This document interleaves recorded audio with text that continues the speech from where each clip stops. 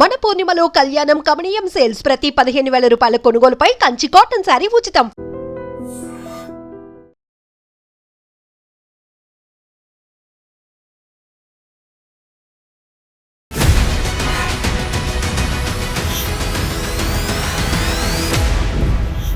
మనతో పాటుగా ఉన్నారు ఎంపీ రఘునందన్ రావు.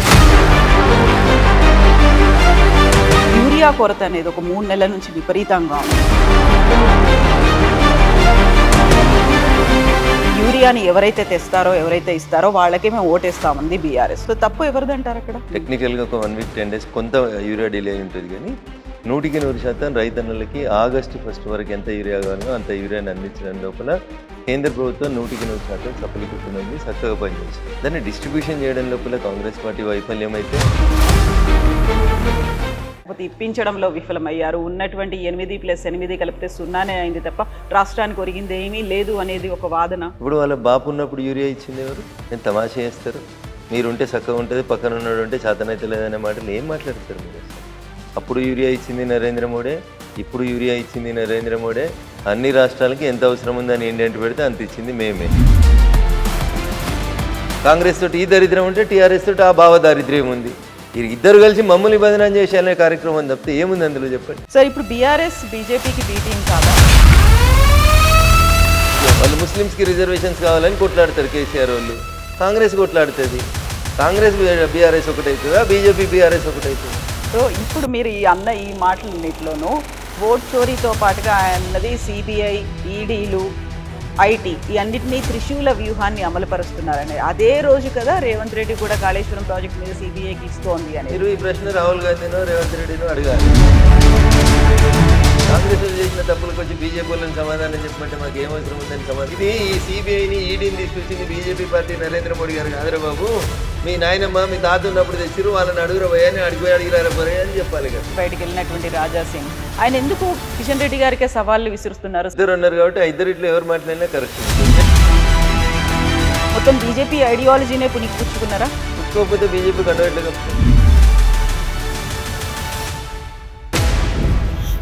నమస్తే, welcome to I dream inside politics with Kavitha. BJP ఎంపీలు 8 మంది ఉన్నప్పటికీ రాష్ట్రంలో ఎరువుల కొరత ఎందుకని ఉంది? బీజేపీ కేంద్రం రాష్ట్రానికి సంబంధించి నిధులను ఎందుకు ఇవ్వలేకపోతోంది? 53 సార్లు సీఎం ఢిల్లీకి వెళ్ళినా ఎందుకు అపాయింట్మెంట్లు దొరకట్లేదు? రాష్ట్రానికి సంబంధించినటువంటి నిధులు ఎందుకు విడుదల కావట్లేదు? మనతో పాటుగా ఉన్నారు ఎంపీ రఘునందన్ రావు. రఘునందన్ గారు నమస్కారం అండి. సో యూరియా కొరత అనేది ఒక 3 నెలల నుంచి విపరీతంగా ఉంది. యూరియాని ఎవరైతే తెస్తారో ఎవరైతే ఇస్తారో వాళ్ళకే మేము ఓటేస్తామంది బీఆర్ఎస్ వైస్ ప్రెసిడెంట్కి సంబంధించి ఓటింగ్లో కూడా పాల్గొనలేదు. సో తప్పు ఎవరిదంటారు అక్కడ? ఓట్లు లేని వాళ్ళు ఓటేస్తామని బెదిరిస్తే ఎవరేం చేస్తారు? 4 ఎంపీలు ఉన్నారు కదా రాజ్యసభ. లోక్సభలో వాళ్ళకి ఒక్క ఎంపీ కూడా లేడు కదా కవిత గారు. సో మేము చేసేది ఈ దేశం బాగుండాలని పనిచేస్తున్న నరేంద్ర మోడీ గారి నాయకత్వంలో తప్ప ఓట్ల కోసం సీట్ల కోసం మేము పంచాయతీ చేసేటోళ్ళం కాదు. యూరియా ఈ రాష్ట్రానికి కొంత డిలే, టెక్నికల్గా ఒక 1 వీక్ 10 డేస్ కొంత యూరియా డిలే ఉంటుంది, కానీ 100% రైతన్నలకి ఆగస్టు 1 వరకు ఎంత యూరియా కావాలో అంత యూరియాని అందించడం లోపల కేంద్ర ప్రభుత్వం 100% సఫలీకృతమైంది, చక్కగా పనిచేసింది. దాన్ని డిస్ట్రిబ్యూషన్ చేయడం లోపల కాంగ్రెస్ పార్టీ వైఫల్యం అయితే దాన్ని ఒక ఉద్యమంలాగా మలిచి రాష్ట్ర ప్రభుత్వాన్ని బదనాం చేసి కేంద్రాన్ని బదనాం చేసడం లోపల టీఆర్ఎస్ కొంతమేర సక్సెస్ అయింది. కాకపోతే ఇప్పుడు తేవడంలో విఫలమయ్యారు, లేకపోతే ఇప్పించడంలో విఫలమయ్యారు. ఉన్నటువంటి 8+8 కలిపితే 0 అయింది తప్ప రాష్ట్రానికి ఒరిగింది ఏమీ లేదు అనేది ఒక వాదన. ఇప్పుడు జర్నలిస్ట్గా పనిచేసి వచ్చిన కాబట్టి జర్నలిస్టులని అనే అధికారం నాకు ఉందని అనుకుంటాను. తెలుగు మీడియాకి బాగా పైత్యం ఎక్కువ కవిత. ఇప్పుడు వాళ్ళ బాపు ఉన్నప్పుడు యూరియా ఇచ్చింది ఎవరు? కేటీఆర్ వాళ్ళ నాయన ఉన్నప్పుడు లేదా కేసీఆర్ వాళ్ళందరికీ, తెలంగాణ ఉద్యమకారులందరికీ బాపు అయినా కేసీఆర్ 10 ఏళ్ళు ఈ రాష్ట్రాన్ని పాలించినప్పుడు యూరియా ఇచ్చింది ఎవడు? ఏం కాదా? నేను తమాషా చేస్తారు. మీరుంటే చక్కగా ఉంటుంది, పక్కన ఉన్నాడు ఉంటే చేతనైతే లేదనే మాటలు ఏం మాట్లాడతారు మీరు అసలు? అప్పుడు యూరియా ఇచ్చింది నరేంద్ర మోడీ, ఇప్పుడు యూరియా ఇచ్చింది నరేంద్ర మోడీ.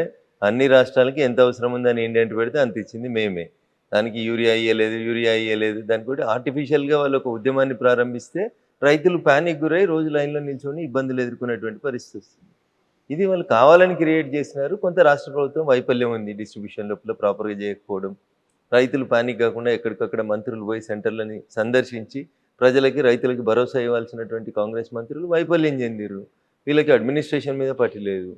వాళ్ళకి బురద జల్లుట్ లోపల పూర్తి పట్టు వచ్చింది. వాళ్ళు బురద జల్లుతారు, వీళ్ళు పట్టించుకుంటలేరు. ఇంతే తేడా అందులో. ఇండెంట్ వాళ్ళు పెట్టలేదా లేకుంటే ఇవ్వలేకపోయారా? ఏమైంది అక్కడ? కవిత గారు ఇట్లా భూతద్దాలు పెట్టి ఇండెంట్లు పెట్టిరా పెట్టలేదా ఏమైతే నువ్వు నెలకు సరిపోయే రేషన్ తెచ్చుకుంటావు, సడన్గా కోవిడ్ వచ్చి లాక్డౌన్ అయింది, ఏం చేస్తారు? భారతదేశానికి అనుకోకుండా ఒక యుద్ధం వచ్చింది, కొంచెం ఇబ్బందికరమైన పరిస్థితి వచ్చింది. ఉన్న దాంట్లో రైతులన్నీ కన్విన్స్ చేసి జూలై 31 దాకా రాని కొరత ఆగస్టులో ఎందుకు వచ్చింది? ఏం చేసింది రాష్ట్ర ప్రభుత్వం? ఎంత పెట్టింది ఏంటంటే ఎంత ఇచ్చిండ్రు? నేను డీడీఆర్సీ మీటింగ్లో మా జిల్లాలో పాల్గొన్నాను కాబట్టి చెప్తా ఉన్నాను. నేను మీకు జూలై లాస్ట్ వీక్లో గౌరవ మంత్రి వివేక్ గారితో కలిసి పాల్గొన్నప్పుడు నేను అడిగిన మా జిల్లా కలెక్టర్ గారిని, యూరియా మీకు సరిపోయినంత వస్తుందా వస్తలేదా, ఆగస్ట్ ఇండెంట్ సరిగా పెట్టిండ్రా పెట్టలేదా అని అడిగినాను. అది రాష్ట్ర ప్రభుత్వం చెప్పాలి. వాళ్ళు ఎంత అడిగితే అంత ఇచ్చినాం. మధ్యలో కొంత పాకిస్తాన్ తోటి యుద్ధం వల్ల ఒక 1 వీక్ 10 డేస్ కొంచెం డిస్టర్బెన్స్ అయిన మాట వాస్తవం. దాన్ని మేము అంగీకరించేందుకు చిత్తశుద్ధితోటి ఉన్నాం. కానీ టీఆర్ఎస్ ఒకటే పనిగా బురద జల్లే కార్యక్రమం పెట్టుకొని 30 మంది పేమెంట్ ఇచ్చేటువంటి జీతగాళ్ళని జర్నలిస్టులకు పెట్టుకొని ఏది పడితే అది చేస్తుంటే ఎవడేం చేస్తాడు కవిత గారు? దానికి కేసీఆర్ ఉన్నప్పుడు యూరియా అయింది, ఆ కేసీఆర్ ఇంట్లో ఫామ్ హౌస్లో తయారు చేసుకొని తెచ్చి రైతులకంతా యూరియా ఇచ్చిండా? మా బాబు ఉంటే మంచిగా వచ్చింది, వేరే ఎవడో తెలియదు, పోయిన సంవత్సరం రాలేదా మరి? ఇదే ఈసారి ఎందుకు వచ్చింది? ఆ డిఫికల్టీని గమనించకుండా రాజకీయ లబ్ధి కోసం పొద్దుగా లేతే బురద జల్లే కార్యక్రమాన్ని 30 మెడికల్ కాలేజీలు కాదు 30 యూట్యూబ్ ఛానళ్ళకి జీతం ఇవ్వాలని కేటీఆర్ అనేటువంటి జీతం ఇచ్చి చేస్తుంటే ఎవడేం చేస్తాడు దానికి కవిత గారు? ఇబ్బంది జరిగిన మాట వాస్తవం, వారం 10 రోజులు అవస్థ అయిన మాట వాస్తవం. ఆ వారం 10 రోజులు సరిగా మేనేజ్ చేసుకోవడం ఈ ప్రభుత్వానికి చేతగా లేదు అంటున్నా. ఉన్న యూరియాని రైతులకు భరోసా ఇవ్వకపోతే రెండు అవసరం ఉన్న వాళ్ళు వచ్చే పసలు కూడా దొరకదని 4 తీసుకుంటున్నారు. దీనివల్ల కొంత కొరత వచ్చింది, కొంత బ్లాక్మెయిల్ చేస్తూ ఉన్నారు, కొంత బ్లాక్ మార్కెటింగ్ చేస్తూ ఉన్నారు, డీలర్లు కొంతవరకు ఇబ్బంది పెడతా ఉన్నారు రైతుల్ని. దీన్ని కంట్రోల్ చేయాల్సినటువంటి రాష్ట్ర ప్రభుత్వం చేయలేక వైఫల్యం చెందితే ఆగో పులి అంటే ఇగో తోకని వీళ్ళు ఇక దాన్ని భూతద్దంలో పెట్టి వీళ్ళు రచ్చ చేసి రైతులంతా పానిక్ క్రియేట్ చేసే కార్యక్రమాన్ని చేస్తూ ఉన్నారు. వాళ్ళది కత్తి కాదు నెత్తి కాదు, రాష్ట్రంలో లేరు ఢిల్లీలో లేరు, అందుకని వేస్తూనే ఉన్నారు బురద. 30 యూట్యూబ్ ఛానళ్ళని పెట్టి పేమెంట్ ఆర్టిస్టులను పెట్టి నడిపిస్తూ ఉన్నారు, నటన చేస్తూ ఉన్నారు. ఎట్లయితుంది అట్లా కవిత గారు? బాధ్యత ఉండాలి, ఏదన్నా బాధ్యత ఉండాలి, భరోసా ఇవ్వాలి రాష్ట్ర ప్రభుత్వంపై. ఏసీగా ఇంత ఉంది, ఇంత స్టాక్ ఉంది, ఇంత లేదు, మీరు ఇట్లా ఉండండి అని వాళ్ళకి చెప్పుకునే పరిస్థితి లేదు రాష్ట్ర ప్రభుత్వానికి. ఒక మంత్రి పోయి ఏ జిల్లాల కలెక్టరేట్లో కూర్చొని సమీక్షించి చెప్పాడు. కాంగ్రెస్ తోటి ఈ దరిద్రం ఉంటే టీఆర్ఎస్ తోటి ఆ భావ దారిద్ర్యం ఉంది, ఇద్దరు కలిసి మమ్మల్ని బదనాం చేసేయాలనే కార్యక్రమం తప్పితే ఏముంది అందులో చెప్పండి? సో వాళ్ళిద్దరు కలిసారని మీరు అంటున్నారు. మొన్న ఎన్నికల్లో ఓటేయకపోవడానికి కారణమే బీఆర్ఎస్ బీజేపీకి బీ టీంలా ఉంది కాబట్టి ఓటేయలేదని జయరాం రమేష్. బీఆర్ఎస్ అనేది ఇర్రెలెవెంట్ అవుతుంది రాష్ట్ర రాజకీయాల్లో. నేను ఈ మాట ఏదో రఘునందన్ కావాలని టీఆర్ఎస్ని తిడతాడు కాబట్టి తిట్టాలని తిడతలేడు, ఓకేనా? అరే నీ కుటుంబాన్నే కంట్రోల్ చేసుకోవడం చేతలైతే లేదు, రేపు నీ రాష్ట్రాన్ని ఏం కంట్రోల్ చేస్తావు నువ్వు? బిడ్డకి కొడుకు మధ్యలో ఆస్తుల పంపకాలలో పంచాయతీ నడుస్తూ ఉంది, దాన్ని సరి చేసుకోరి ఫస్ట్. మీరు బీఆర్ఎస్ వాళ్ళు అది ఆలోచించుకోరి ఫస్ట్. అది ఆలోచించుకోవడం చేత కాదు, అది చేయడం చేత కాదు. బావకు నాకంటే ఎక్కువ పదవులు ఇస్తారు అని మరదలో ఇల్లు చేస్తూ ఉంది. కుటుంబాన్ని చక్కదిద్దుకో, నలుగురున్న కుటుంబాన్ని చక్కదిద్దుకోలేనోడు రేపు 4 కోట్ల తెలంగాణ ప్రజల్ని చక్కదిద్దాడు, రేపు మా బాపు మళ్ళీ వస్తాడు, మేము మళ్ళీ వస్తాం, వచ్చి ఏం చేస్తారు?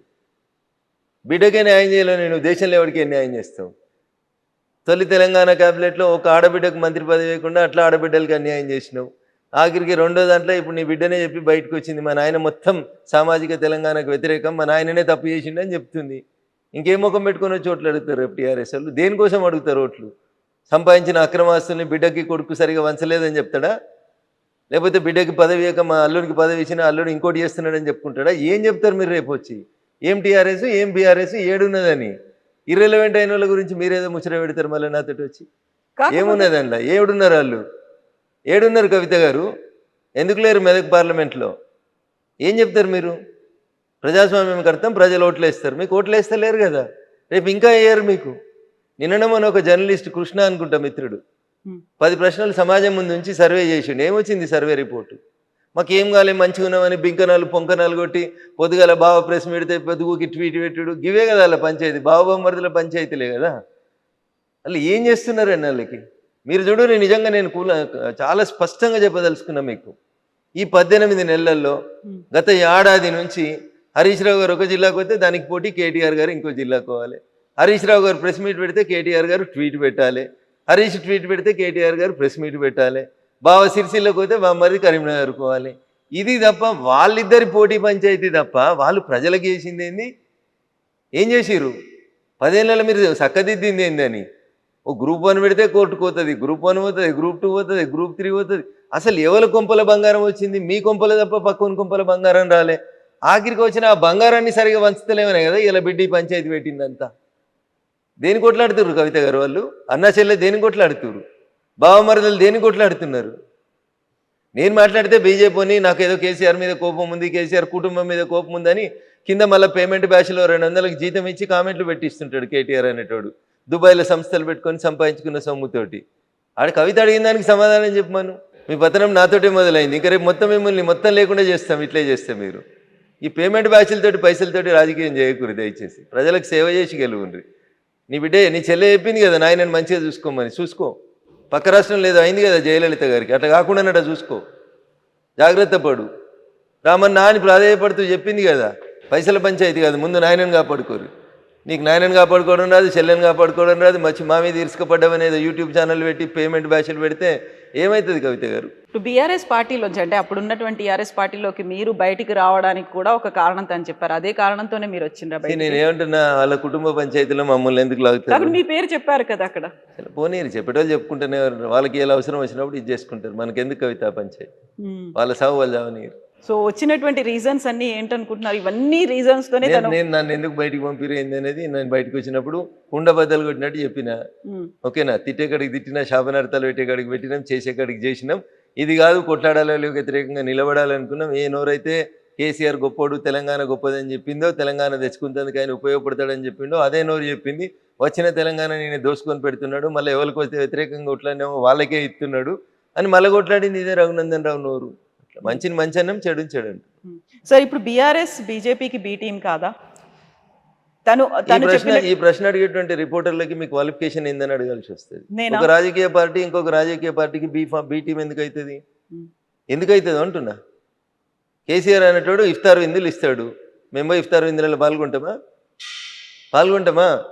పార్టిసిపేట్ చేస్తున్నారు కదా. వాళ్ళు ముస్లిమ్స్కి రిజర్వేషన్స్ కావాలని కొట్లాడతారు కేసీఆర్ వాళ్ళు. కాంగ్రెస్ కొట్లాడుతుంది. కాంగ్రెస్ బీఆర్ఎస్ ఒకటవుతుందా? బీజేపీ బీఆర్ఎస్ ఒకటవుతుందా? ఎట్లా అడుగుతారు మీరు ఆ ప్రశ్నలో అంటున్నా. ఏ సిద్ధాంతంలో పోలికుంది? మాకు దేశం ఫస్ట్, మా నాయకుడు 24 గంటలలో 18 గంటలు పనిచేస్తాడు, వాళ్ళ కుటుంబం ఫస్ట్. అవునా? వాళ్ళకి 24 గంటలు ఫామ్ హౌసే ఫస్ట్, వాళ్ళకి ఆస్తులు దోసుకోవడం ఫస్ట్, మాకు ఈ దేశం కోసం చచ్చిపోవడం ఫస్ట్.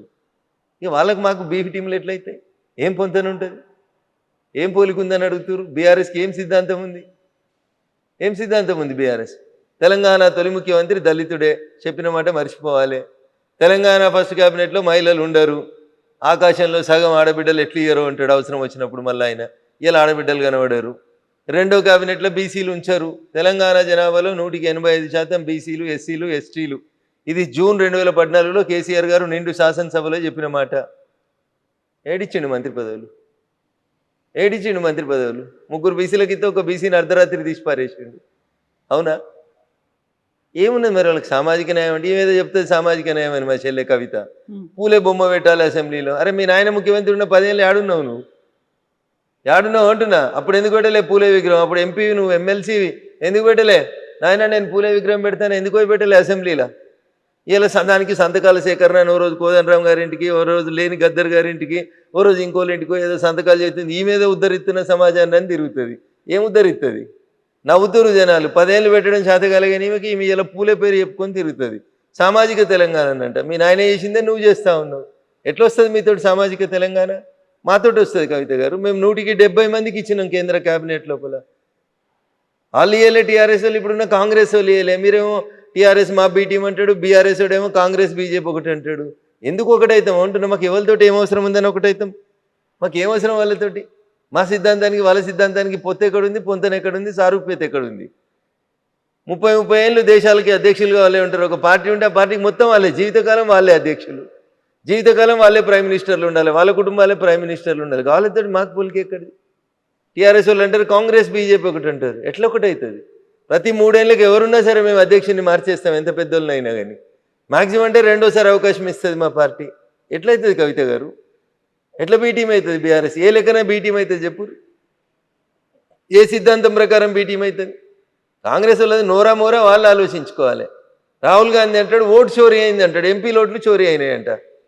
ఏం మాట్లాడతారు కవిత గారు? ఈయన ఇట్లా మాట్లాడతాడు కేటీఆర్, ఆయన అట్లా మాట్లాడతాడు. ఏం మనుషులు వీళ్ళు అసలు? ఓటు చోరీ అవుతుంది అంటే ఏంది? నువ్వు ఎవరిని అవమానిస్తున్నావు? ఎంపీలను అవమానిస్తున్నావా? నీ పార్టీ ఎంపీలను అవమానిస్తున్నావా? నీ పార్టీ ఎంపీలు ఎట్లా నువ్వు చెప్తున్నారు? వాళ్ళు ఆత్మప్రబోధానుసారం వేస్తే వేసి ఉంటారు, ఆడ విప్పలేదు కాబట్టి వేసి ఉంటారు. దానికి ఎవడు ఏం చేస్తాడు? ఇండి కూటమి ఎంపీలు వేసి ఉంటారు. నీకేంది ఉంటారు? నీకు నియంత్రణ లేదు, నీకు పార్టీ మీద నియంత్రణ లేదు, మీ ఎంపీల మీద నియంత్రణ లేదు, ఎంపీలకు నీ పార్టీ అధికారంలోకి వస్తుందనే విశ్వాసం లేదు. సో ఎవరుంటారు నీతో పాటు? ఎందుకుంటారు? పడవ మునిగిపోతుందని తెలిస్తే ఈత వచ్చిన వాళ్ళంతా పడవలకి వెళ్ళి దుంకి వెళ్ళిపోతుంటారు. కవిత గారు మునిగేదాకా ఎందుకుంటారు పడవలో? ఎప్పుడు అవకాశం వచ్చినప్పుడు అప్పుడు అటు దుంకి వెళ్ళిపోతూనే ఉంటాడు కదా. మునిగిపోయే పడవలు ఏ రాజకీయ నాయకుడు ట్రావెల్ చేస్తాడు? సో ఇప్పుడు మీరు ఈ మాటలన్నిటిలోనూ ఓట్ చోరీతో పాటుగా అన్నది సిబిఐ, ఈడీలు, ఐటీ ఈ అన్నిటినీ త్రిశూల వ్యూహాన్ని అమలుపరుస్తున్నారని అదే రోజు కదా రేవంత్ రెడ్డి కూడా కాళేశ్వరం ప్రాజెక్ట్ మీద సిబిఐకి ఇస్తోంది అని. మీరు ఈ ప్రశ్న రాహుల్ గాంధీనో రేవంత్ రెడ్డినో అడగాలి. కాంగ్రెస్ వాళ్ళు చేసిన తప్పులకు వచ్చి బీజేపీ వాళ్ళని సమాధానం చెప్పమంటే మాకు ఏం అవసరం ఉందని సమాధానం చెప్తాం. ఆ ట్వీట్ చేసినప్పుడు కింద మీరు కౌంటర్ పెట్టాలి. అరే వారి బుడ్డోడా, ఇది ఈ సిబిఐని ఈడీని తీసుకొచ్చింది బీజేపీ పార్టీ నరేంద్ర మోడీ గారు కాదురా బాబు, మీ నాయనమ్మ మీ తాత ఉన్నప్పుడు తెచ్చిరు, వాళ్ళని అడుగురా పోయాని అడిగిపోయి అడిగిరారా పోయా అని చెప్పాలి. గట్లా ఏది ఎప్పుడు వచ్చిందో తెలియని వాళ్ళు మాట్లాడితే ఆ నిమిషానికి ఎవడో పక్క నుండి ట్వీట్ చేస్తాడు. ఆఫీసులో బ్యాక్ బెంచీల్లో ఫ్రంట్ బెంచీల్లో కూర్చున్నాడు, అంతేగా నేను చదివి ట్వీట్ చేస్తాడా? మరి ఇప్పుడు కాళేశ్వరం ప్రాజెక్టులో సిబిఐ అంటే ఏమవుతుంది అనుకుంటున్నారు మీరు? నాకు తెలియదు, అది ఇచ్చిరో అయ్యలేదో ఏమవుతుందో కాలం నిర్ణయిస్తుంది, చూద్దాం. అది మధ్యలో కోర్టుకు పోయినట్టుంది కదా, కొద్దిగా ఓపిక ఉందా. సామాజిక న్యాయం, బీసీలకి 42% రిజర్వేషన్లు, ఇదేమవుతుంది? ఎక్కడి దాకా వెళ్తుంది? మేము ఇస్తున్నాం కదా, మాకు అవకాశం ఉన్న ప్రతి చోట మేము ఇస్తున్నాం. కాంగ్రెస్ లాగా ముస్లిమ్స్తో కలిపి ఇచ్చేటువంటి ఆలోచన మాకు లేదు. మేము డాక్టర్ బిఆర్ అంబేద్కర్ గారు రాసిన రాజ్యాంగాన్ని ఫాలో అవుతాం. డాక్టర్ బిఆర్ అంబేద్కర్ గారు రాసిన రాజ్యాంగంలో ఎస్సీలకి ఎస్టీలకి రిజర్వేషన్లు ఇవ్వమన్నారు, కానీ మైనార్టీలకు రిజర్వేషన్లు ఇవ్వమని చెప్పలేదు. అయినా కవిత గారు బిలో 10 ఉంటే మైనార్టీస్ అవుతారు, మోర్ దెన్ 10 అయినాక వాళ్ళు మైనార్టీస్ అయింది, వాళ్ళకి మైనార్టీ రిజర్వేషన్ అయింది, వాళ్ళని తెచ్చి బీసీ రిజర్వేషన్లో పెట్టేటువంటి తెలివి తక్కువ పని అయింది. ఎట్టి పరిస్థితుల్లో కూడా వాళ్ళకి రిజర్వేషన్స్ ఇవ్వం మేము. సో దీనికి చట్టబద్ధత వస్తుంది అనుకుంటారా? రాదు. కోర్టుకు వెళ్తారా? ఏమైనా పోని, వాళ్ళు ఎడికైనా పోని, కోర్టు ఏం చెప్తుంది? భారత రాజ్యాంగాన్ని దాటిపోయి పనిచేయమని చెప్తుందా? రాజ్యాంగం ఫ్రేమ్ ఎంతుంటే గంతలనే పనిచేయమని చెప్తుంది. రాజ్యాంగబద్ధమైనటువంటి విషయాల్ని రాజ్యాంగబద్ధంగానే పరిష్కరించమని చెప్తుంది. రాజ్యాంగం లిమిట్ని దాటి పనిచేయమని ఎవరెట్లా చెప్తారు కవిత గారు? ఇప్పుడు 42% రిజర్వేషన్ ఇయ్యనంత వరకు స్థానిక సంస్థల ఎన్నికలు రావు. వాళ్ళకి ఎన్నికలు పెట్టే ధైర్యం లేక వాళ్ళ మాట మాట్లాడితే నేనేం చేస్తాను? గెలిచి నీకు ఇలా 18 నెలలు 20 నెలలు అవుతుంది, ఇవాళ దాకా ఎలక్షన్స్ పెడతలేరు మీరు. ఇప్పుడు బీజేపీని బదనాం చేసినందుకు కుట్రా, బీజేపీ 42% రిజర్వేషన్లు ఇస్తలేదు కాబట్టి మేము ఎలక్షన్లు పెడతలేమని కుట్రా. రిజర్వేషన్ ఎంత ఉండేది? ముందు ఎన్నికలు అయితే పెట్టి సార్, ఊర్లలో ఊడ్చడానికి జీతాలు లేక ఏడుస్తున్నారు, సర్పంచులు లేక సగం ఊర్లు ఇబ్బంది పడతా ఉన్నాయి, ముందు ఎలక్షన్లు పెట్టుర్రి. దానికైతే పార్టీ గుర్తుండదు కదా. గెలిచిన వాళ్ళంతా మా కాంగ్రెస్ వాళ్ళనే కండువ కప్పుకో, ఎవడొద్దంటాడు తర్వాత నిన్ను. ఎలక్షన్లు పెట్టన్నా అంటున్నాం మేము. నువ్వు 42% వాళ్ళకే ఇచ్చేసి పెట్టుకో. 42%లో 10% ముస్లింలకు ఇవ్వడం వల్ల హైదరాబాద్ లాంటి సిటీ లోపల మీరు 150 కార్పొరేటర్లు ఉంటే దాంట్లో వాళ్ళు 10-15 మంది వాళ్ళే వచ్చేస్తున్నారు. ముస్లిం మైనార్టీలు బీసీ కోటా కింద వస్తూ ఉన్నారు. దీన్ని మేము వ్యతిరేకిస్తూ ఉన్నాం. సో ఇప్పుడు మీరు కిషన్ రెడ్డి గారి గురించి చెప్పారు, ఆ అధ్యక్షుడి గురించి మాట్లాడిన తర్వాత వెరీ రీసెంట్గా బీజేపీ నుంచి బయటకు వెళ్ళినటువంటి రాజా సింగ్, ఆయన ఎందుకు కిషన్ రెడ్డి గారికే సవాళ్ళు విసురుస్తున్నారు, ఛాలెంజ్లు చేస్తున్నారు, మన ఇద్దరం పోటీ పడదాం, రాజీనామాలు చేసి రమ్మని? సో మీరు ఇద్దరు అన్నారు కాబట్టి ఆ ఇద్దరిట్లో ఎవరు మాట్లాడినా కరెక్ట్గా ఉంటుంది. నేను మూడో వ్యక్తిగా బయట నుంచి చూస్తుంటే నాకు సరిగ్గా కాకుండా అది బీజేపీ పార్టీయే కదా, మాకు కనిపించట్లేదు, మాకు అర్థం కావట్లేదు. అందుకే నేను అదే చెప్తా ఉన్నా మీకు. కిషన్ రెడ్డి గారు మాట్లాడినా బాగుంటుంది, లేదా ఆ ప్రశ్నకు సమాధానం రాజా సింగ్ గారు చెప్పినా బాగుంటుంది. మధ్యలో నేను థర్డ్ పర్సన్ అయితే కదా కవిత గారు, నేను మాట్లాడడం బాగుంది. సరే, మీరు ఇప్పుడు పొంతన పోలిక సిద్ధాంతాలు ఎక్కడున్నాయి అనుకుంటే, బయట నుంచి వచ్చినటువంటి వాళ్ళందరికీ కూడా డిఫరెంట్ ఐడియాలజీలు సిద్ధాంతాలు ఉన్నాయి. వాళ్ళందరూ బీజేపీలోకి వచ్చిన తర్వాత మొత్తం బీజేపీ ఐడియాలజీనే పునికి పుచ్చుకున్నారా? పుచ్చుకోకపోతే బీజేపీ కండువ ఎట్లా కప్పుకుంటారు? ఇప్పుడు ప్రస్తుతం నేనేం చెప్తున్నా మీకు, కండువ కప్పుకున్న మరుక్షణం నీకు నచ్చితేనే కండువ కప్పుకుంటావు. మీరు ఎందుకో కండువ ఒప్పుకుంటలేరు. మీరు మా ఇంటికి వచ్చి ఇప్పుడు నేను బలవంతంగా మీకు ఏమైనా కండువ వేస్తున్నానా? వేయను కదా. మీరు మా సిద్ధాంతాలు నచ్చి, మా నాయకత్వం నచ్చి వచ్చి జాయిన్ అవుతున్న వాళ్ళు పాత సిద్ధాంతాలను ఇంకా మోస్తా అంటే మా పార్టీ ఎందుకు ఊకుంటుంది? కాకుండా గ్రూపులు ఎందుకు కనిపిస్తున్నాయి? చాలా గ్రూపులు కనిపిస్తున్నాయి. గతంలో కరీంనగర్ కి సంబంధించి బండి సంజయ్ కావచ్చు, ఈటెల రాజేందర్ ఒకరి మీద ఒకరు మాట్లాడుకున్నటువంటి పరిస్థితి ఉంది. బండి సంజయ్ గారు మాట్లాడిన మాటలలో ఎక్కడ ఈటెల రాజేందర్ గారి పేరు రాలేదు. ఈటెల రాజేందర్ గారు మాట్లాడిన ఎక్కడ కూడా బండి సంజయ్ గారి పేరు రాలేదు. మీడియా అదే చెప్తున్నది, తెలుగు మీడియాకి ఉత్సాహం ఎక్కువ, నారద ముని వారసులం అనుకొని అట్లే అదే పంచాయతీని కొనసాగి తెలుగు మీడియానే ఇట్లుంది దురదృష్టం. కాకపోతే కేంద్రంలో ఎందుకు గోడీ మీడియా అనేది కూడా అట్లనే వస్తుంది. కేవలం మోదీ భజన మాత్రమే చేస్తున్నారు వాళ్ళు అనేది. మోడీ భజన చేస్తుంటే ఓటు చోరీ అవుతుందని పాదయాత్ర చేస్తుంటే రోజు టీవీలలో పేపర్లలో ఎట్లా వస్తుంది? మోడీ మీడియా అయితే రాహుల్ గాంధీ బొమ్మలు ఎట్లా కనబడుతున్నాయి? ఓటు చోరీ చేసిండని రాహుల్ గాంధీ మాట్లాడితే టీవీలలో ప్లేట్ బ్రేకింగ్లు ఎట్లా వస్తాయి? రావు కదా. మోడీ మీడియా అయితే రాహుల్ గాంధీ అనే పేరే రాదు కదా టీవీలలో. ఇంకో మేము group కూడా స్వేచ్ఛ ఉంటది కదా. ఇచ్చినాం కాబట్టి మీరు ఏదైనా మాట్లాడుతున్నారు. మేము ఉన్నట్టు మాట్లాడుతున్నాం కాబట్టి మీకు బాధ అనిపిస్తుంది. మేము నిజంగా నియంతృత్వం పోతే మీరు ఏడ మాట్లాడతారు? ఉమ్. అంత మోడీ మీడియా అయితే వేరే పేర్లు ఎందుకు కనబడతాయి ఈ దేశం లోపల? We are free. మేము మళ్ళీ చెప్తా ఉన్నాం, బిఆర్ అంబేద్కర్ గారు రాసిన రాజ్యాంగం ప్రకారమే అందరినీ పనిచేసుకోమని అడుగుతున్నాం. దాన్ని మీరు ఎక్కువ ఫాయిదా ఉటాయిస్తున్నారు, అయినా మేము మౌనంగా భరిస్తా ఉన్నాం. ఓకే, సో ఇప్పుడు తెలంగాణ బీజేపీలో ఏం జరుగుతుంది అంటే ప్రశాంతంగా కొత్త అధ్యక్షుడు రామచంద్రరావు గారి నాయకత్వంలో భారతీయ జనతా పార్టీ కార్యక్రమాలన్నీ బాగా చేసుకుంటూ ముందుకు సాగుతుంది. కాకపోతే రాజా సింగ్ ఇప్పటికి కూడా కిషన్ రెడ్డి కావాలనే తన ప్రెషర్ని అప్లై చేస్తూ ఉన్నారు, చేయాల్సిన పని చేసుకొని. నిన్న ఆయన విసిరిన సవాల్లో కూడా ఎవరి పనులను వాళ్ళని చేసుకొనివ్వండి, అలా అయితేనే ఎంపీలు కూడా వాళ్ళ పనులు చేసుకుంటారు అని. మీ పనులు మీరు చేసుకోవడే ఫెసిలిటీ కావచ్చు, ఆ ఫ్రీ హ్యాండ్ అనేది మీకు ఉందా, ప్రెషర్ ఉందా? ఇప్పుడు మీరు వచ్చి నన్ను ఇంటర్వ్యూ చేస్తా అన్నారు. నేను ఎవరికైనా ఫోన్ చేసి ఇంటర్వ్యూ ఇవ్వాలని వద్దని అడిగినా నా అంతా నేను ఇంటర్వ్యూ ఇస్తున్నాను. అది మీ ఇండివిజువల్ డెసిషన్. మీ ఇండివిజువల్ డిసిషన్ ఏముంది? అదే మరి ఫ్రీగా పని చేసుకుంటున్నాం అని చెప్పడానికి చెప్తున్నా. నేను ఇండివిజువల్ డిసిషన్ అని చెప్తలేను. టీవీలోకి ఇంటర్వ్యూ ఇవ్వద్దు అని రామచంద్రరావు గారు చెప్పలేదు. చెప్తే రాజాసింగ్ గారు ఎట్లా ఇస్తారు ఇంటర్వ్యూలు? ఇయ్యరు కదా. సో ఆయన ఛాలెంజ్లు అయితే విసురుతున్నారు. ఆ తర్వాత గ్రూపులు ఉన్నాయి, సమాధానం గ్రూపులు 100% నాకైతే కనబడతలేవు. మరి మీ అద్దాలు పెట్టుకొని చూస్తే నాకేమైనా కనబడతాయో తెలియదు. నాకు అద్దాలు రాలేదు, ఇంకా నాకు గ్రూపులు కనబడతలేవు. ఓకే, ఈ అద్దాల గ్రూపుల కోసం కాదులేండి చూడడానికి, కానీ యాక్చువల్ గా అంటే ఆ చూపులో ఇక్కడ తేడా ఉంది అని అర్థం. నా చూపులోనే ఉందా? మరి సోషల్ మీడియా, జర్నలిస్ట్ మిత్రులు, సోషల్ మీడియా ఏముంది? అది మీ ఇష్టం ఉన్న మీ చేతిలో సెల్ ఫోన్ ఉంది, మీ నోటికి వచ్చింది రాస్తారు, దానికి ఎవరిని జవాబు చేస్తారు? మీకు జవాబు జరుగుతానని లేదు, నేనేం చేయాలి దానికి?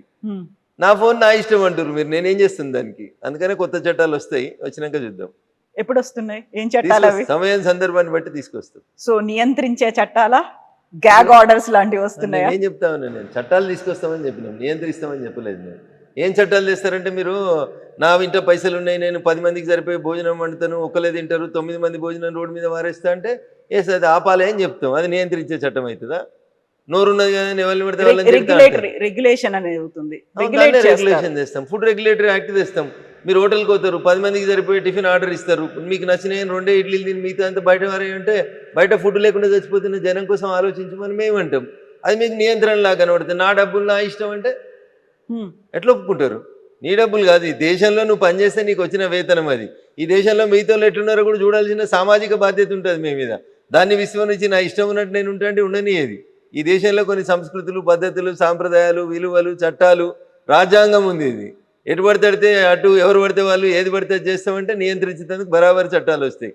మీరు ఏమనుకుంటే మాకేమవుతుంది? జనానికి ఉపయోగపడే చట్టాలు తీసుకొస్తాం. ఎస్, ఈ నియంత్రణకి నాకు ఈ మధ్య జరిగిన ధర్మస్థల ఇన్సిడెంట్స్కి సంబంధించి అక్కడున్నటువంటి మఠాధిపతులు, సన్యాసులు అందరూ వెళ్ళి అమిత్ షాని కలిసిన తర్వాత ఆయన ఒక మాట అన్నారు అనేది, నియంత్రించడానికి ఒక చట్టం అనేది తీసుకొస్తాం. ఎందుకంటే రిలీజియన్ సిస్టమ్కి సంబంధించి హిందూ మఠాల మీదనో, హిందూ దేవాలయాల ప్రార్థనాలయాల మీదనే అటాక్ అవుతుంది కాబట్టి దానికి సంబంధించినటువంటి ఒక చట్టం తీసుకురావాల్సినటువంటి అవసరం ఉంది. ఆ దిశగా మేము ఆలోచిస్తున్నామని. అది కూడా రాబోతుందా? ఇప్పుడు సికింద్రాబాద్లో మీరు ఒక హనుమంతుని దేవాలయం ధ్వంసం అయింది.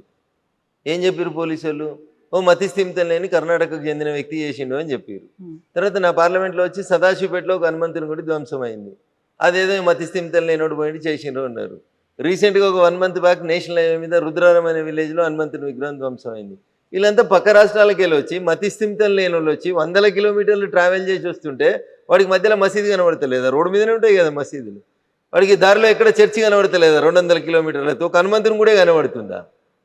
అంటే దేవాలయాల మీద దాడులు జరుగుతుంటే మౌనంగా చూసుకుంటూ ఉండాలన్నా మేము? 180% ఉన్న హిందువులు మౌనంగా ఉండాలి, 10% లేని వాళ్ళు వచ్చి రోడ్ల మీద మా మసీదుని ముట్టొద్దు, మేము రోడ్డు మధ్యలో కడతామంటే సపరేట్ కూకోవాలన్నా? సుప్రీంకోర్టు చెప్పింది కదా, ఏ ప్రార్థనా మందిరం ఉన్నా తీసేయమన్నది. తీసేస్తాం, తప్పకుండా తీసేస్తాం, నిలబడి తీసేస్తాం, నిల్చోబెట్టి తీసేస్తాం సందర్భం వచ్చినప్పుడు. నువ్వు దాన్ని నియంత్రిస్తున్నట్టుగా తల్లి ఇంకేమంటావు నీ ఇష్టం. చట్టం ముందు అందరూ సమానం అనేది మేము చెప్పదలుచుకున్నాం, చెప్తాం, అదే మాట చెప్తాం. సో ఇక్కడ నుంచి సీఎం కేంద్రానికి 53 సార్లు వెళ్ళాడు. కాకపోతే కేంద్ర ప్రభుత్వం తరఫున రావాల్సినటువంటి హామీలు కావచ్చు, విభజనకు సంబంధించినటువంటి ఇప్పటికీ అమలు జరగలేదు అనే దాంతో పాటుగా బడ్జెట్ కేటాయింపులు అనేవి. కవిత గారు, నేను అందుకని తెలుగు మీడియాకు పైత్యం అని చెప్పిన.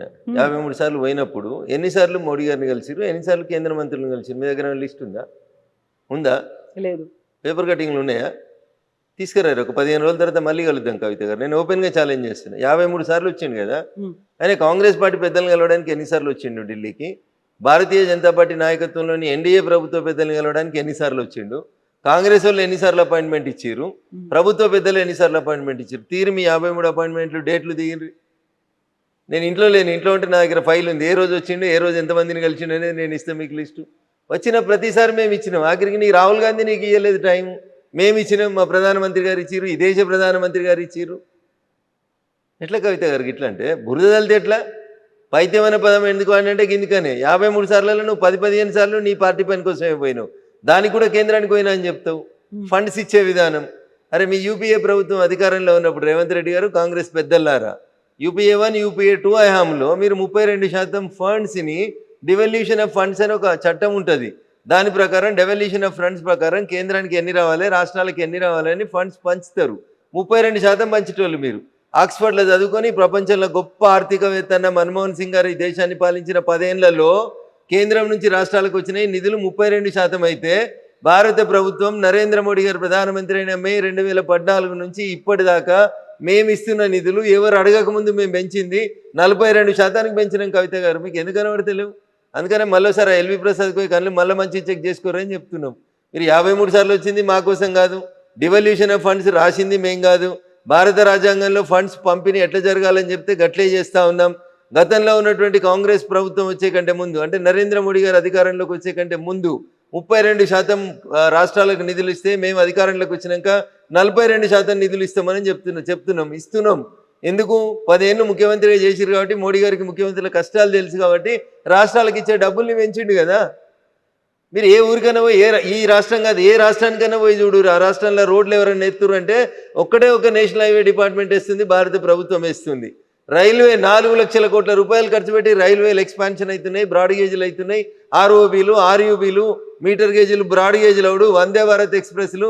సికింద్రాబాద్ రైల్వే స్టేషన్ పోయి చూడు కవితమ్మ, శంషాబాద్ ఎయిర్పోర్ట్ తోటి పోటీ పడేటట్టు ఉంది అది. గవి కనబడాయి మనకి. కేంద్రం పైసలు ఇస్తలేదు, ఎవరు ఇస్తుర్రు? చెర్లపల్లికి పోయి చూడు, 1000 కోట్లు పెట్టి కట్టినాం రైల్వే టెర్మినల్, ఎట్లుందో చూడు ఒకసారి. దేశంలో ఎప్పుడో స్వతంత్రం కంటే ముందు కట్టిన రైల్వే స్టేషన్లు. తెలంగాణలో 42 రైల్వే స్టేషన్ల రూపురేఖలు ఎట్లా మారినాయో చూడు. ఇప్పుడు రైల్వే స్టేషన్లలో ఎస్కలేటర్లు వచ్చినాయి కవిత గారు, మీరు ఎప్పుడైనా రైలు ఎక్కితే తెలుస్తుంది. పోయి సికింద్రాబాద్ రైల్వే స్టేషన్ చూడుర్రి, చెర్లపల్లి రైల్వే స్టేషన్ చూడుర్రి. అరే నిన్ననో మొన్ననో పేపర్లో రాసుకుంటున్నాడు రేవంత్ రెడ్డి, ఫ్యూచర్ సిటీకి వెళ్ళి అమరావతి దాకా రోడ్ ఎత్తాడట 12 లైన్లు. పైసలు ఎవరు ఇస్తున్నారు కవిత గారు? మేమే ఇస్తున్నాం. కోమటిరెడ్డి వెంకటరెడ్డి గారు చెప్తారు, హైదరాబాద్ టు విజయవాడ మేము 8 లైన్ల రోడ్డు చేస్తున్నాం. పైసలు ఎవరు ఇస్తారు? గ్రీన్ఫీల్డ్ ఎక్స్ప్రెస్ హైవే భారత ప్రభుత్వం నరేంద్ర మోడీ గారు ఇస్తారు. సూర్యాపేటకి వెళ్ళి ఖమ్మం పోవాలంటే ఇంతకుముందు 3 గంటలు పడుతుండే కవిత గారు, ఇప్పుడు గంట కూడా పట్టది. ఎవరు ఇచ్చిరు నేషనల్ హైవే? భారత ప్రభుత్వం నరేంద్ర మోడీ గారి నాయకత్వంలో ఇచ్చింది. ఏం మాట్లాడతారు కవిత గారు? పైసలు వస్తా లేకపోతే మీరు ఒక్కసారి గట్ల పోరి, ఇంకా మేడ్చల్కి వెళ్ళి కొంపల్లికి వెళ్ళి అత్వెల్లి గట్ సైడ్ పోయారు అంటారు. రోడ్డుకి నరకం కనబడుతుంది రోడ్డు మీద. ఇలా 6 లైన్స్ రోడ్ వేసి 1200 కోట్లు ఇచ్చి పని చేపిస్తా ఉన్నాం. నా పార్లమెంట్ కాన్స్టిట్యున్సీ ప్రారంభమయ్యే బిహెచ్ఎల్ దగ్గరికి రండి, బిహెచ్ఎల్ చౌరస్తాలో సిగ్నల్ పడితే గంట ఏడ్చుకుంటా నిల్చుంటారు జనాలు. ఇప్పుడు 5 నిమిషాల లోపల బిహెచ్ఎల్ చౌరస్తా పారైపోతారు. సుమారు 200 కోట్లతోటి ఫ్లైఓవర్ కట్టినాం, నేషనల్ హైవే మీద కట్టినాం. మియాపూర్ చౌరస్తా నుంచి సంగారెడ్డి చౌరస్తా దాకా 6 లైన్స్ రోడ్ వేస్తా ఉన్నాం, నేషనల్ హైవేస్ నడుస్తున్నాయి. మీరు ఏదైనా కూరుకోయి స్టేట్ హైవేస్ చూసినా పోరు ఎట్లుందో చెప్తా నేను. మీరే కంపేర్ చేసి చూడు state highways and national highways, ఎవరి పనితీరు ఎట్లుందో తెలుస్తుంది. ముఖం మంచి లేక దెబ్బలు కొడితే ఎట్లా తల్లి? ఇప్పుడు ఇవన్నీ చెప్తున్నటువంటి రఘునందన్ రావు ఇన్ని రకాలుగా మాట్లాడుతుంటే ఎందుకని బయట మాట్లాడట్లేదు మీరు? ఎందుకు వీటి వినిదా? ఇది బయట కాకపోతే ఇంట్లో మాట్లాడుకుంటున్నాం. ఇంటర్వ్యూలో మాట్లాడేది కదా, ప్రపంచం అంతా చూస్తుంది కదా. ఇంటర్వ్యూలో ప్రతి మీటింగ్ ఇప్పుడు నాతో పాటు మీరు సిద్దిపేటకి రండి, కొద్దిసేపు అయిన తర్వాత నేను జిఎస్టీ మీద అవగాహన సదస్సు పెడుతున్నా. నిన్న పెట్టిన గజ్వేల్లో, మొన్న పెట్టిన మెదక్లో గంటన్నర వర్తక వాణిజ్య వ్యాపార అడ్వకేట్లు, డాక్టర్లు, కిరాణా దుకాణాలు, సిమెంట్ దుకాణాలు, హార్డ్వేర్ దుకాణాలు అందరినీ కూర్చోబెట్టి 2 గంటలు వస్తున్న కవిత గారు. జనానికి బయట మాట్లాడకపోతే ఇంట్లో మాట్లాడుతున్నాడు. కాకపోతే చేసినటువంటి పథకాలు కేంద్రం అయితే ఏమేవైతే తీసుకొచ్చిందో ప్రాజెక్టులు, వీటన్నిటి గురించి చెప్పాల్సినటువంటి బీజేపీ ఎంపీలు ఆ స్థాయిలో చెప్పలేకపోతున్నారు కదా అనేది. రోజు పొద్దున్నే సాయంత్రం దాకా నా ఫేస్బుక్ ఓపెన్ చేసి చూడు, రోజు ఎన్ని గంటలు అరుస్తా ఉన్నా, ఎన్ని గంటలు చెప్తా ఉన్నా. పాల మీద పైసలు తగ్గించినాం, పాల మీద తగ్గించినాం, ఉప్పు మీద తగ్గించినాం, మందుల మీద తగ్గించినాం, మీరు తిరిగే స్కూటీ మీద తగ్గించినాం, మీ సార్ తిరిగే కారు మీద తగ్గించినాం, దేని మీద తగ్గియలేదు. ఆఖరికి హెల్త్ ఇన్సూరెన్స్ మీద 0 చేసినాం, జిఎస్టీ తగ్గించి మీ ఇంటికి నెలకు 15,000 రూపాయలు ఖర్చు తగ్గించినాం. దాని గురించి మాట్లాడారు ఎందుకు కవిత గారు? మేం చెప్పకపోతే ఎవరు చెప్తా ఉన్నారు? ప్రతి పేదోడికి లాభం జరుగుతుంది జిఎస్టీ వల్ల.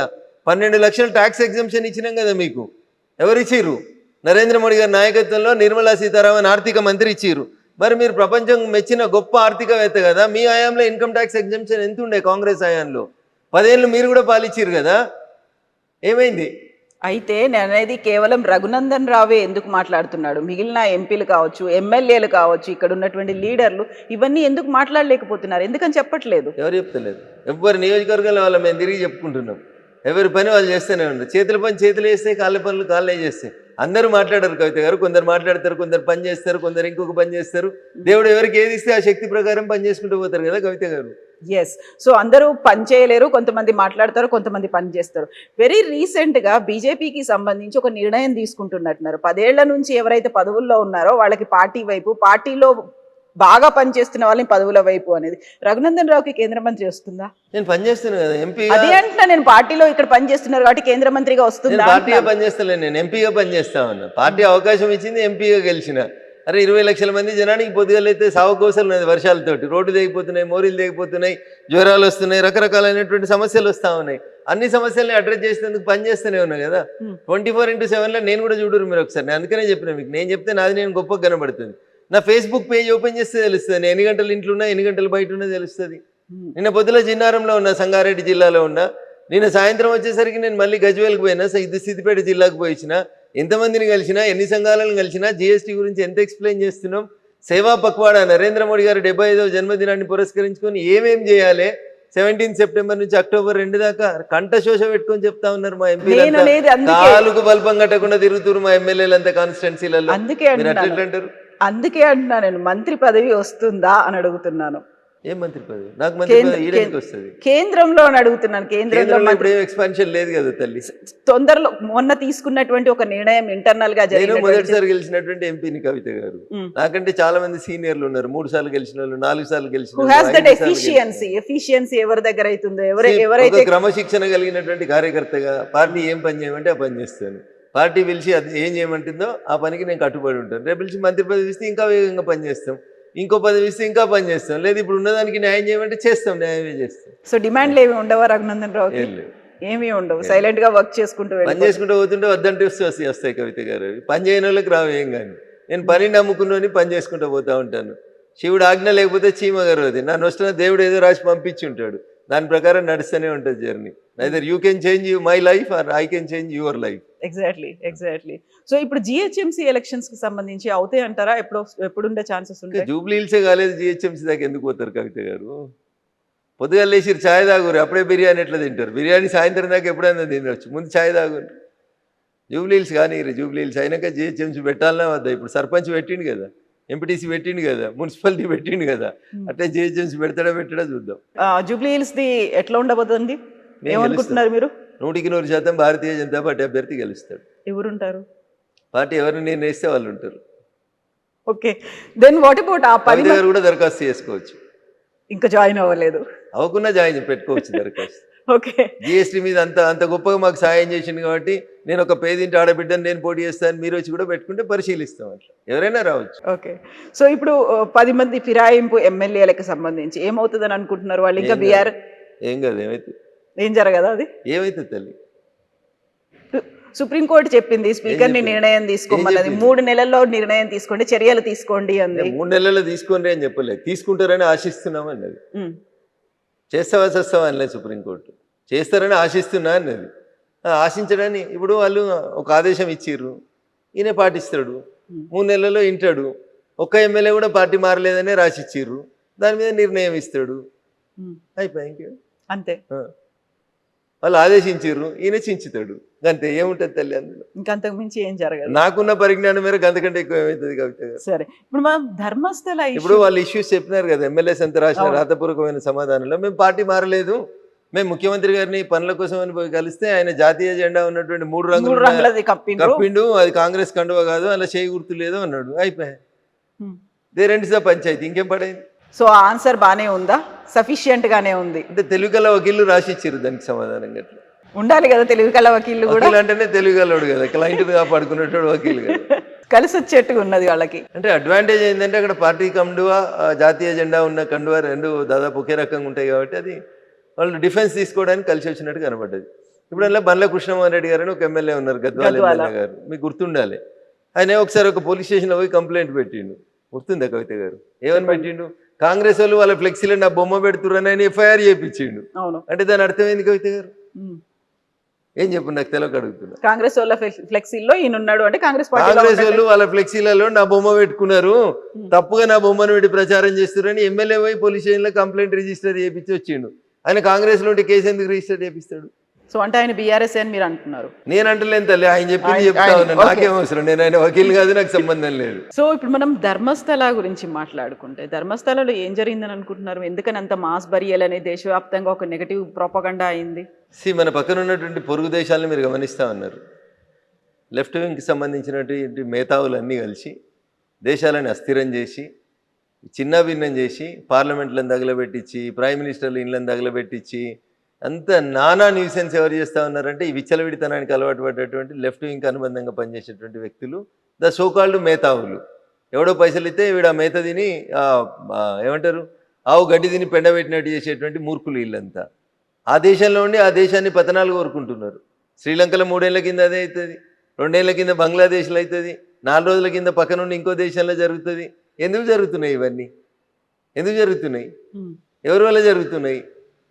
ప్రజాస్వామ్యంలో ఒక పద్ధతి ఉంటుంది. ఎలక్షన్లకి ఓటుకి మీకు నచ్చని నాయకుడు ఉంటే ఎలక్షన్లో దించడానికి ఒక అవకాశం ఉంటుంది. ఏంది పంచాయతీలన్నీ? ఎందుకు జరుగుతున్నాయి ఇవన్నీ ఒకసారి ఆలోచించరు మీరు. దయచేసి ఆలోచిస్తే ప్రజలకు అర్థమవుతుంది. హిందూ మతం మీద బురద జల్లతందుకు జరుగుతున్నటువంటి కుట్రలు కుతంత్రాలు కాకుండా ధర్మస్థలంలో ఏం జరుగుతుంది? కేరళ ఎంపీ వైపు ఏళ్ళు ఎందుకు పోతా ఉన్నాయి? ఎవరా కేరళ ఎంపీ? ఆయనకి ధర్మస్థలకి ఏం సంబంధం? ఆయన ఏ మతం మీద దాడి చేస్తూ ఉన్నాడు? ఆయన ఏ మతాన్ని పాటిస్తూ ఉన్నాడు? ఒకసారి ఆలోచించరు దయచేసి. సో అది మ్యాటర్ కోర్టులో సబ్జుడీస్ అయినప్పుడు ఇప్పుడు నేను ఎందుకంటే ఎక్కువ మాట్లాడలేను కాబట్టి కవిత గారు నిజం కొద్ది రోజులు ఆగు, ఆలస్యంగానైనా బయటకు వస్తుంది. నేపాల్లో జరిగిన తర్వాత వరుసగా 3 కంట్రీస్లో అయింది, అవి కూడా మన నైబర్ కంట్రీస్ అయిన తర్వాత మన దగ్గర కూడా అలాంటి రివోల్ట్ అనేది వస్తుంది అనేటువంటి విశ్లేషణలు ఎందుకు వినిపిస్తున్నాయి? మీరు యూత్ బయటికి రండి, జెన్జీ మీరు యాక్టివ్గా ఉండండి అనేటువంటి నినాదాలు కూడా సోషల్ మీడియాలో ఎందుకు కనిపిస్తున్నాయి? ఎందుకంటే నేను చెప్పిన కదా, పైత్యం ఎక్కువ కనబడతాయి, మేత ఎక్కువైంది కాబట్టి కనబడుతున్నాయి. పక్క దేశాలకి వెళ్ళి వీళ్ళకి జీతం ఇచ్చేటో డబుల్ జీతం ఇస్తుంది కాబట్టి మాట్లాడుతున్నారు. అంతకంటే ఎక్కువ ఉంటుంది. వీళ్ళతో అయ్యేది ఏంది అంటున్నా, వీళ్ళతో ఏం కాదు గుర్తుపెట్టుకోరు. ఈ దేశానికి ఒక సంస్కృతి ఉంది, ఈ దేశంలో ఉన్న యువతకు ఒక ఆలోచన ఉంది. పక్క దేశాలలో జరుగుతున్నటువంటి సంఘటనలను చూసి అట్లాంటి సంఘటన జరగకుండా ఈ దేశాన్ని ఎట్లా కాపాడాలో ఈ దేశంలో ఉన్న యువతకు తెలుసు. కాబట్టి పట్టుమని 10 మంది పేమెంట్ తీసుకునేటువంటి పేమెంట్ ఆర్టిస్టుల కోసం ఈ దేశ యువత ఏదో చేస్తారని అనుకోవడం వాళ్ళ మూర్ఖత్వం. సో ఇప్పుడు బీజేపీ రాష్ట్రంలో ఎప్పుడు అధికారంలోకి వస్తుంది అనుకో? వచ్చే ఎన్నికలు ఎప్పుడు వస్తే అప్పుడు వస్తాయి. ఇమ్మీడియట్గా దానికి తగ్గట్టుగా కంప్లీట్ సమాయత్తమైందా? ప్రజలు ఓట్లేసి ఒక పార్టీని అధికారంలోకి తేవాలని నిర్ణయించుకున్న తర్వాత కవిత గారు 1983లో ఎన్టీ రామారావు తెలుగుదేశం పార్టీ పెట్టినప్పుడు ఏముండే కవిత గారు? అప్పుడు ఏముండే తల్లి చెప్పు? 9 నెలల్లో పార్టీ పెట్టి అధికారంలోకి తీసుకొచ్చారు. Bharatiya Janata party is a party with difference. సిద్ధాంతం కోసం, కమిట్మెంట్ కోసం అనేక మంది కార్యకర్తలు చచ్చిపోతూ సంవత్సరాల తరబడి నుంచి ఎత్తిన జెండా కోసం కొట్లాడుతున్నటువంటి కమిట్మెంట్ ఉన్న కార్యకర్తలు ఉన్న పార్టీ భారతీయ జనతా పార్టీ. దీనికి సన్నద్ధం ఏముంది కవిత గారు? ప్రజలు ఓట్లేయాలనుకోవాలి. 10 సంవత్సరాల టీఆర్ఎస్ పాలన చూసారు. 5 ఏళ్ళు ఉంటుందో లేదో నాకు తెలియదు, కానీ 5 ఏళ్ళ కాంగ్రెస్ పాలన చూస్తారు. ఇక అప్పుడు ఎవరికి ఓటేయాలనుకుంటారు ప్రజలు? ఇద్దరిని చూసిన తర్వాత క్వైట్ న్యాచురల్గా థర్డ్ ఆప్షన్ మేమే కనబడతాం, మాకే ఓట్లేస్తారు. ఎప్పుడు ఎన్నికలు వచ్చినా నేను చర్చ మొదలుపెట్టినప్పుడు అర్ధగంట తిట్టిన వాళ్ళని. అన్నకి చెల్లెకి లేదు, బావకి మరదలకి లేదు, తండ్రికి బిడ్డ మీద కంట్రోల్ లేదు, గాళ్ళకి ఎందుకు ఓటేస్తారు కవిత గారు? కాకుండా జనాలు మళ్ళీ కేసీఆర్ రావాలని కోరుకుంటున్నారు, పూజలు చేస్తున్నారు, దేవాలయాల దగ్గర కూడా వాళ్లే కనిపిస్తున్నారు అనేది ఇదంతా ఆర్టిఫిషియల్ మూవ్మెంట్ని పైసలు ఇచ్చి నడిపిస్తారు అని చెప్తా ఉన్నాను. 100% ఆర్టిఫిషియల్ మూవ్మెంట్. వచ్చే ఎన్నికల వరకు టీఆర్ఎస్ ఏమవుతుంది, ఎట్లుంటుంది అనేది ఒకసారి చూద్దాం. కొద్దిగా వెయిట్ అండ్ సీ. ఇంకా 3 ఏళ్ళు ఉంది కాబట్టి ఓపిక ఉండండి కవిత గారు, ఎందుకు తొందరపడి? సో పార్టీని విచ్ఛిన్నం చేసే కుట్ర జరుగుతోంది, హస్తగతం చేసుకునే కుట్ర. మాకేం అవసరం? తనన్న మాటలు చెప్తున్నారు, కవిత అన్న మాటలు. కవితను అడుగురు, సమాధానం. కుటుంబాన్ని విచ్ఛిన్నం చేశారు, పార్టీని హస్తగతం చేసుకోవాలనే కుట్ర జరుగుతోంది చెప్పింది కదా కవిత. హస్తగతం చేసుకోవాలనుకుంటున్నా ఉంటుంది. హస్తం పార్టీలో అడుగురు ప్రశ్న, నన్ను కాదు అడగాల్సి. సో ఇంటర్నల్ గా జరగదా అది? బయట నుంచి అవుతుంది ఎక్స్టర్నల్ గా? ఇంటర్నల్గా ఏముంటుంది కాబట్టి పార్టీ వాళ్ళు ఉన్న ముగ్గురు అనుకున్న తర్వాత 4 బెనిఫిట్ అవుతుంది. అట్లా పిట్టపోరు ఏదో పిల్లి తీర్చింది అన్నట్టు ఉంటుంది పంచాయతీ. ఇప్పుడు వాళ్ళ పంచాయతీ అంతా గట్లే ఉంటుంది. ఇప్పుడు కవిత అనేటువంటి ఎపిసోడ్ వచ్చిన తర్వాత ఏం జరిగిందని జర్నలిస్ట్ మిత్రుడు కృష్ణ అడిగిన ప్రశ్నలకు సమాధానం చెప్పారు, జనం చెప్పారు. కవితను సస్పెండ్ చేస్తారా చేయరా ఏమనుకున్నారు మీరంటే అది ఊహించిందే అన్నారు. 90% ప్రజలు చెప్పారు. కవిత ఇంపాక్ట్ ఏమైనా ఉంటుందా, బయటకు పోతే ఉండదంటే 46% మంది ఉంటుంది అని చెప్పారు. ఇక 46% మంది ఉంటుందంటే 1% ఓట్లతోటి పార్టీలు గెలిచి ఓడిపోయి జరిగే ఈ దేశం లోపల కవిత గారు 46% మంది జనం మీద ఇంపాక్ట్ ఉంటుంది కవిత మీద తీసుకున్న నిర్ణయం అంటే టీఆర్ఎస్ ఎక్కడ ఉంటుంది ఒకసారి ఆలోచించు. కాకుంటే 3 ఏళ్ల కాలం ఉంది కదా, ఇప్పుడు ఆ ఇంపాక్ట్ ఉంది అనిపిస్తుందేమో. 3 ఏళ్లలో అదే కంటిన్యూ అవుతుంది అంటారా? 3 ఏళ్లలో ఈ పార్టీ 3 ముక్కలు కాదని ఎవరు మీరు గ్యారంటీ ఇస్తారా? ఇలా చెల్లెపోయింది రేపు బాగోవడానికి గ్యారంటీ ఇస్తారా? రేపు గౌరవనీయులు సంతోష్రావు గారు బయటకు వరని గ్యారంటీ ఇస్తారా? అంతా శ్రీమంతులే అయినారు కదా, అందరి దగ్గర 1000 కోట్లు అయిపోయినాయి కదా. ఎవరైనా బయటకోవచ్చు, ఎవరైనా కొత్త పార్టీ పెట్టుకోవచ్చు, ఎవరైనా ఏదైనా చేసుకోవచ్చు, ఏముంటుంది. సో ఇప్పుడు మళ్ళీ బీజేపీ వచ్చే పరిస్థితులు ఉన్నాయంటారా? మీరు చెప్పినట్టుగా అప్పుడు ఎన్టీఆర్ పార్టీ స్థాపించినప్పుడు 9 నెలల్లోనే అధికారంలోకి అంటే అలాంటి పరిస్థితి ఇప్పుడు ఉందా? అంతకంటే ఎక్కువ ఘోరమైన పరిస్థితి ఉంది. ప్రజలు కాంగ్రెస్ని అంతకంటే ఎక్కువ ద్వేషిస్తారు, టీఆర్ఎస్ పట్ల అంతకంటే ఎక్కువ కోపంగా ఉన్నారు ప్రజలు. భారతీయ జనతా పార్టీ ఒకటి ఆల్టర్నేట్ కనబడుతుంది, ఎన్నికలు ఎప్పుడు వస్తాయని ఎదురు చూస్తారు. యూనిటీ ఉందా బీజేపీలో? మరి దానికోసం సమిష్టిగా పోరాడడానికి, కృషి చేయడానికి ఉంది, కలిసికట్టుగా ఉంది. 100% ఉంది తల్లి. అందరం కలిసే ఉన్నాం, కలిసి కట్టుకునే ఉన్నాం, కలిసి కొట్లాడతాం, కలిసే అధికారంలోకి. కాకపోతే ఎవరికి వాళ్ళు ఇండివిజువల్ గా మాట్లాడుతున్నారు, ఎవరికి వాళ్ళు సెపరేట్ గా. కవిత మా ఇంటికి వచ్చి ఇంటర్వ్యూ చేస్తే రఘునందన్ రావు సమాధానం చెప్తాడు, కానీ రాజేందర్ గారు బండి సంజయ్ గారు ఎట్లా చెప్తారు తల్లి? దీన్ని కూడా ఇండివిజువల్ గా మాట్లాడుతారు. మీరు రేపు పొద్దున బండి సంజయ్ గారు ఇంటర్వ్యూ చేయరు, ఆయన కూడా మాట్లాడతాడు. అరవింద్ గారు ఇంటర్వ్యూలు చేయడం వేరు, పబ్లిక్ గా మీడియా ముందు మాట్లాడడం వేరు ఉంటది. కార్యకర్తల సమావేశాల్లో మీడియా ముందు రోజు ఏం మాట్లాడతారు? కార్యకర్తల సమావేశం అంతటి జరుగుతున్నాయి, దేశంలో అందరు ఎంపీలు పనిచేస్తారు. ఒక్కసారి నా 3 రోజులు వెనక పోయి చూడరాదు, 3 రోజుల నుంచి నేనేం పని చేసినా కనబడుతుంది కదా తల్లి. ఎందుకంటే ఊరికి అనుమానం పెట్టుకొని ఇబ్బంది పడతావు మనసులో. చూడు అట్లే ప్రతి ఎంపీకి ఫేస్బుక్ పేజ్ ఉంది, చూడు ఒకసారి ఎవరెవరు ఎక్కడ పనిచేస్తారు, ఏం మాట్లాడుతారో తెలుస్తుంది కదా. అందరం పనిచేస్తున్నాం, నియోజకవర్గాల్లో పనిచేస్తున్నాం, రాష్ట్ర నాయకత్వం బలంగా ఉంది, కేంద్ర నాయకత్వం బలంగా ఉంది, పార్టీ అధికారంలోకి వస్తుంది. So you are very confident. ఎన్ని లెక్కల్లో చెప్పమంటే ఎట్లా చెప్తారు? ఎన్ని వస్తాయి అని అంటారు మీరు?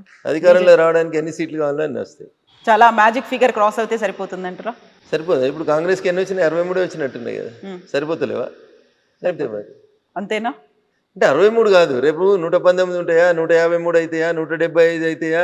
చాలా కాలంలో చాలా మార్పులు వస్తాయి తల్లి. 3 ఏళ్లలో 1 నేషన్ 1 ఎలక్షన్ వస్తుంది, మహిళా రిజర్వేషన్ 33% వస్తుంది, స్టేట్ అసెంబ్లీలో ఉన్న సీట్లు రీఆర్గనైజ్ అవుతాయి, దాంతోపాటు ఎస్సీ ఎస్టీల సీట్లు రీఆర్గనైజ్ అవుతాయి, భారత పార్లమెంట్లో సీట్లు పెరుగుతాయి, జనగణన పూర్తి అయిన తర్వాత రీఆర్గనైజేషన్ కమిటీస్ వస్తాయి.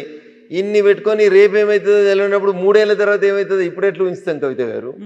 అందులో 42% రిజర్వేషన్తో పాటుగా ఇప్పుడు కర్ణాటక గవర్నమెంట్ కూడా మళ్ళీ బీసీ కులగణన చేయాలి అనేటువంటి ఒక నిర్ణయానికి ఎప్పుడో చేసిన కులగణన ఏమైంది కవిత? అది ఎప్పుడో 10 ఏళ్ల కింద చేశారు కాబట్టి మళ్ళీ ఇప్పుడు శాస్త్రీయంగా చేయాలి అనేది. కాంగ్రెస్ అధికారంలో ఉన్నప్పుడు ఒక రకంగా ఉంటుంది, ప్రతిపక్షంలో ఉంటే ఒక రకంగా ఉంటుంది. కాంగ్రెస్ ఈ దేశంలో బీసీలకు ఏ రోజు కూడా న్యాయం చేయలేదు.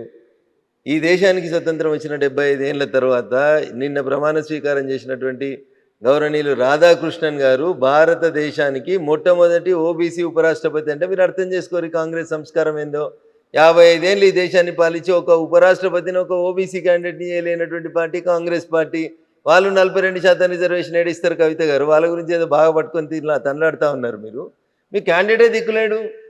ఎవరికి ఇచ్చారు ఉపరాష్ట్రపతి క్యాండిడేట్? సుదర్శన్ రెడ్డి గారు ఓసీకి ఇచ్చారు. ఎందుకు బీసీకి ఎందుకు వెళ్ళలేదు మరి? రేవంత్ రెడ్డి పొద్దులు అయితే బీసీ ఢిల్లీ దాకా వచ్చి ధర్నా చేసినావు కదా, నీకు మోకా వచ్చింది కదా, నువ్వు ఎందుకు అమలు చేయలేదు? 42% కాదు, ఒక సీటు ఓబీసీ ఈ దేశంలో ఇయ్యాలట దాకా ఎవరు చేయలేదు. మేము చేస్తున్నామని ఒక ఓబీసీ క్యాండిడేట్ని ఎందుకు పెట్టలేదు?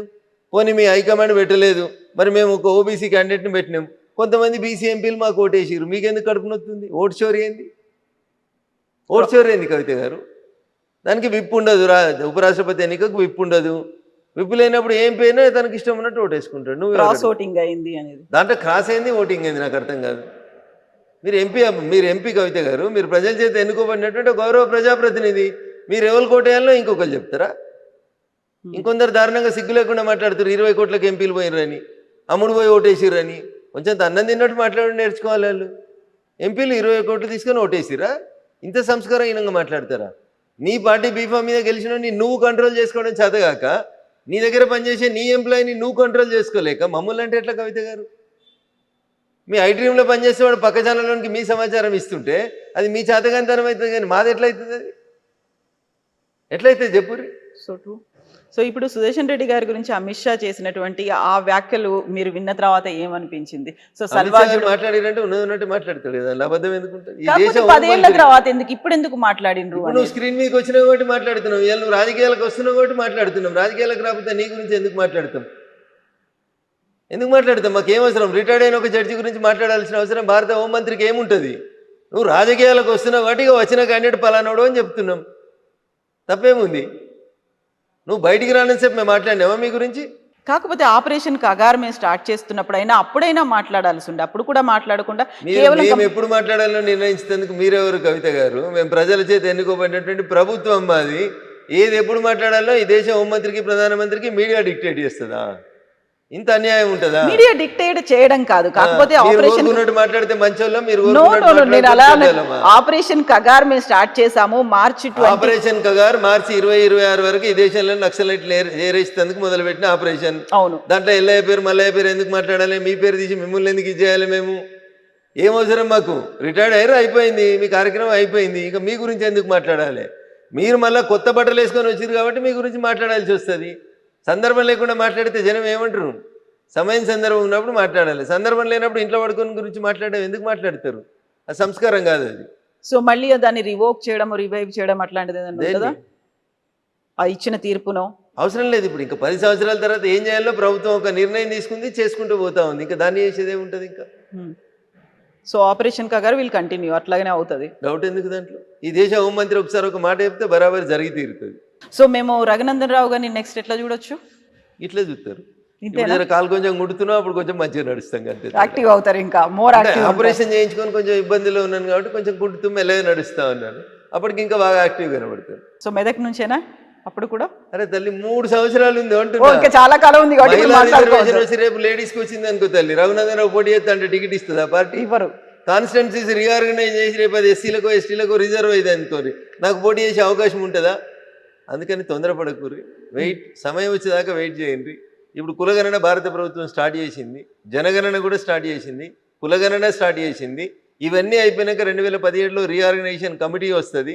వీటన్నింటికంటే ముందు ఆల్రెడీ పాస్ అయినటువంటి 33% మహిళా రిజర్వేషన్ ఉంది.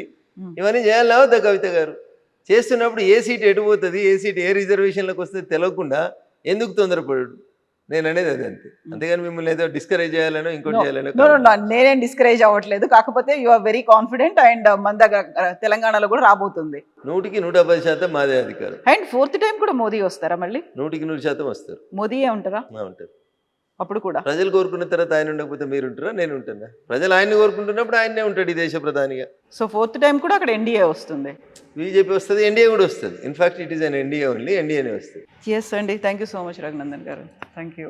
And for more videos, please subscribe to iDream. Please subscribe to iDream. Please subscribe iDream. And please subscribe to iDream. For more videos, subscribe to iDream. please like, share and subscribe to the channel. Congratulations, iDream. Subscribe to iDream. Subscribe to iDream. So subscribe to iDream Media. iDream ki iDream team andarki huge congratulations. Please subscribe iDream Media. Please subscribe to iDream. Subscribe iDream. Please subscribe to iDream. iDream అంటే నా కళల ఛానల్ను subscribe చేసుకున్న నోరు తిరుగుతలేదు, మీరైతే గంట గుర్తు కొట్టండి. For more such videos, please subscribe to iDream. Subscribe to iDream. Please subscribe to iDream. Please subscribe iDream Media. Please do subscribe to iDream. Please subscribe to iDream Media. For best entertainment and information, please subscribe iDream. And don't forget to subscribe to iDream.